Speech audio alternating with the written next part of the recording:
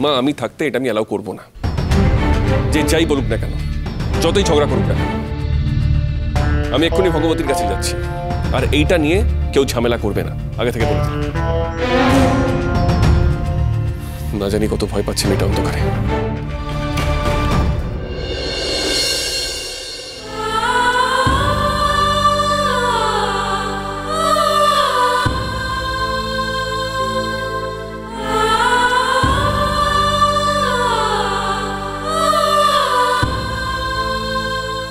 মাসিমণিটা এমন কেন করলো বুঝতে পারছি না। আর এদিকে আমার জন্য নিচে মস্ত ডাক্তারবাবুকে সবাই বকছে। এ বাড়িতে আমি আসার পর থেকেই আমার জন্য ঝগড়া হচ্ছে। না, আমি আর নিচে যাব না, যতই ভয় পাই না কেন।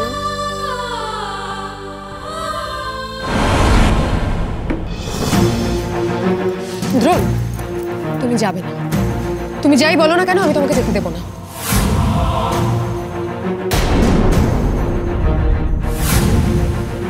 অপলা আমার হাতটা ছাড়ো। তোমার হাত ছাড়বো বলে আমি কিন্তু ধরিনি। অপলা আমার হাতটা ছেড়ে দাও। ঠাকুর নিশ্চয়ই ভয়ে আড়মোড়া হয়ে গেছে ওপরে। ঠাকুরও? ভগবতী আরেকটা নাম, ওর মা ডাকতো। নামটা আমার ভালো লেগেছে, আমি ওকে ওই নামেই ডাক।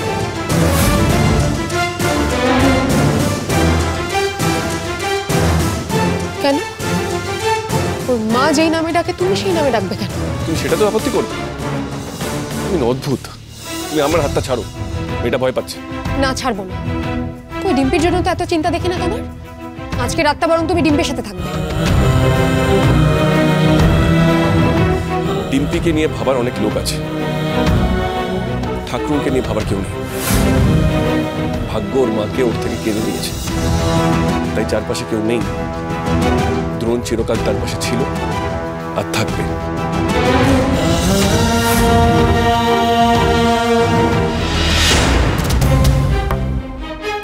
আটকাও অপলা, যে করেই হোক ওকে আটকাও। দ্রোণ, না তুমি যাবে না, তোমাকে ডিম্পির দিব্যি। তুমি চিলেকোঠার ঘরে যাবে না, তুমি আলো জ্বালবে না, তুমি ভগবতীর সাথে কোনো কথাও বলবে না। অপলা তুমি এতটা নিচে নামতে পারলে? নিজের জেদের জন্য তুমি মেয়ের দিব্যি দিয়ে দিলে। আমার কিচ্ছু করার নেই, এছাড়া তোমাকে আর আটকানোর উপায় ছিল না। প্রয়োজন কি ছিল? জেদ, নিজের ইগোকে স্যাটিসফাই করা।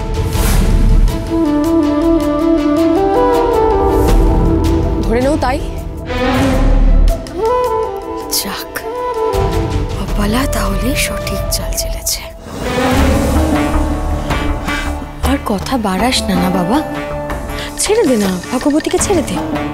দেখো বস্তিতে থাকতো, তার থেকে অনেক ভালো জায়গায় আছে, ও ঠিক রাতটা ম্যানেজ করে নিতে পারবে। ছেড়ে দে। মা বস্তিতে থাকতো, কিন্তু একা থাকতো না, সেটা হয়তো তোমরা ভুলে যাচ্ছ। ফাইন, আমি চিলেকোঠার ঘরে ঢুকবো না, আলো জ্বালাবো না, আর ভগবতীর সঙ্গে কথা বলবো না। কিন্তু আমি ঘরে না ঢুকে ওই ছোট্ট মেয়েটার ভয় তাড়াতে পারি, সেটা হয়তো তোমাদের জানা নেই।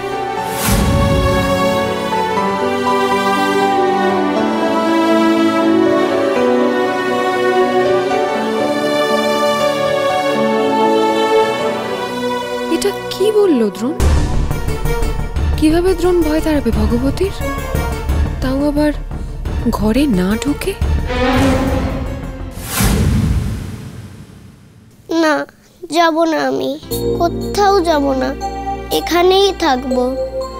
আমার মাও হয়তো এমনই অন্ধকারে আছে, আমার মাও হয়তো ভয় পাচ্ছে। ও মা, তোমারও খুব ভয় করছে না? আমারও ভয় করছে। তুমি আমার জন্য ভেবো না, আমি ঠিক আছি। শুধু তুমি ভয় পেও না মা গো। তুমি ভয় না পেলে আমিও ভয় পাবো না। এক কাজ করো, চোখ বন্ধ করে ফেলো তুমি, আমিও তাই করব। চোখ বন্ধ করে ফেললে আর অন্ধকারকে ভয় লাগবে না।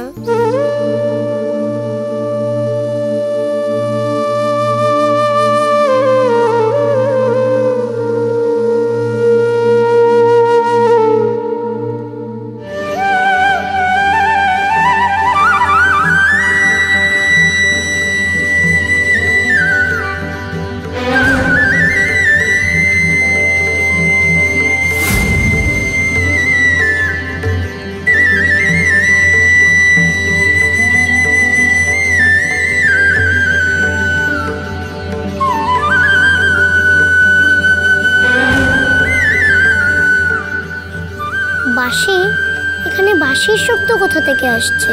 কে বাজাচ্ছে? দেখি তো।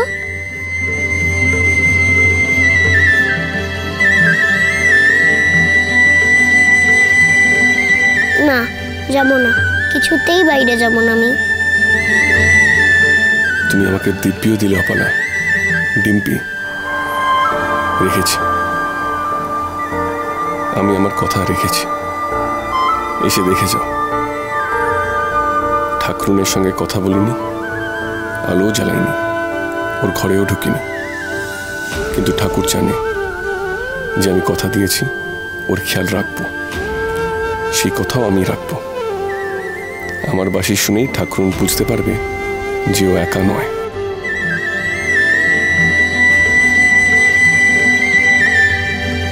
কি সুন্দর বাজাচ্ছে গো। যে বাজাচ্ছে তাকে না দেখলে হয় নাকি? বাইরে না যাই, দেখতে তো পারবো।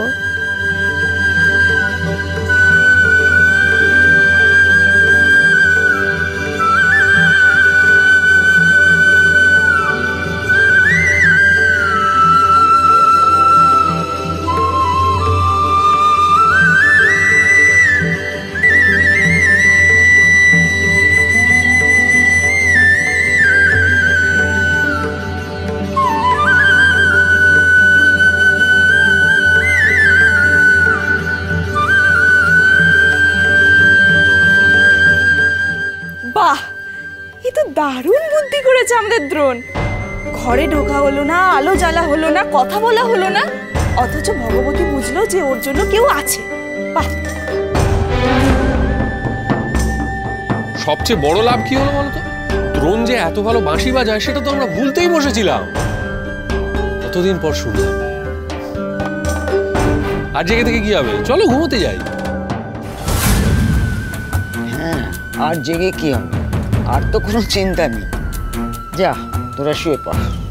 হ্যাঁ যাই, আমিও না হয় আজ দ্রোণের বাঁশি শুনতে শুনতে ঘুমাবো ভগবতীর মতো।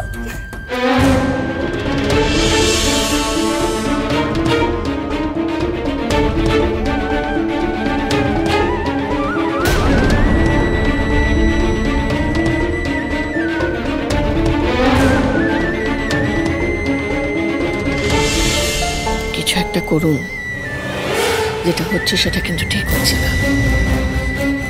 কেন জানি না, আমি কিন্তু একটা যুদ্ধের আভাস পাচ্ছি। অপালা, ও অপালা, অপালা মা, আমার কথাটা শোন। ঠাকুর, কেন কেন কেন আমি আমার জীবনটা কখনোই কি নিশ্চিন্তে কাটাতে পারবো না? কেন এমন হচ্ছে ঠাকুর, তুমি বলতে পারো? সব সময় একটা না একটা কিছু ঘটেই চলেছে। একজন না একজন আমার জীবনটা এইভাবে কেটে দিচ্ছে কেন?